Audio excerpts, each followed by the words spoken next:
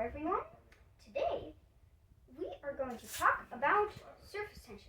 Like in the last video, we talked about surface tension in the first experiment. Like remember, the surface tension keeps up the water in the bottle because of the net. Or the mesh. You can call it net or mesh. I call it net.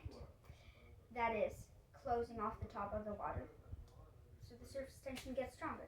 But in this video, I'm going to actually explain what is surface tension and how you can destroy it. Sort of. You can't fully destroy surface tension, but you can lower it down. Lower its power down.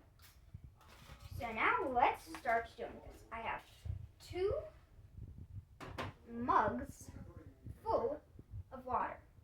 And now, also some aluminium foil. Oh, and I also need some soap.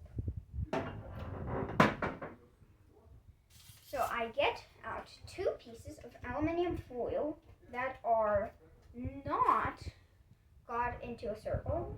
They're not got into a circle. So, as you can see, aluminium will float on the water. But aluminium, it should actually sink in water. So why does it float? Well, it's because aluminium has a density of 2.7 grams per cubic centimeter, and water has 1 gram per cubic centimeter. Well, that doesn't explain our answer. So it actually gives it even more worse. Like, water is less dense than aluminium. So why does aluminium fall down? It doesn't fall down. It doesn't fall down. Well, it's because of the surface tension of the water. Now, let me explain what's the surface tension. So, water molecules might see that they're not very polar, but they actually are. The oxygens and the hydrogens are actually have a bit of a strong bond, because the oxygen is a bit negatively charged and the hydrogen positively charged, which means that water is actually a bit of magnetic and polar, so the water molecules actually attract each other in a very, very weak force. But on the surface of the water, there's nothing for the water molecules to attract to, so they just attract to themselves on the surface of the water and not to the ones at the bottom or in the top, because there's nothing in the top, and in the bottom they can't really do it a lot in the bottom. So they make a kind of like thin sheet.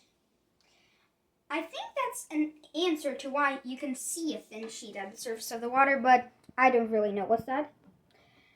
See, like when you get a bottle and it's transparent and you fill it up with water, then at the surface of the water there's a bit of a thin sheet. So that thin sheet is like, it demonstrates the surface tension, kind of, sort of. And that is why the aluminium floats, because there's a thin sheet of water on the surface of it. That's actually the same principle that lets water sliders walk on water.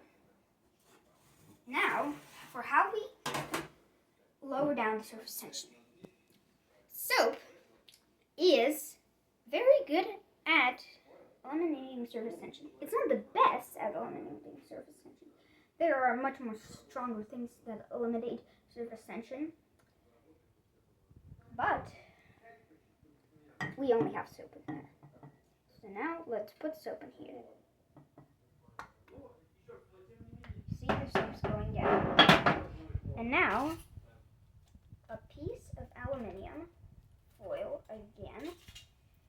Let's put it in here, and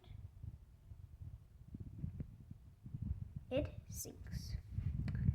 And that's because the surface tension of the water got a bit weaker, and that made the aluminium sink. And because, you know, as I said, surface tension makes things float up. So that's all for today.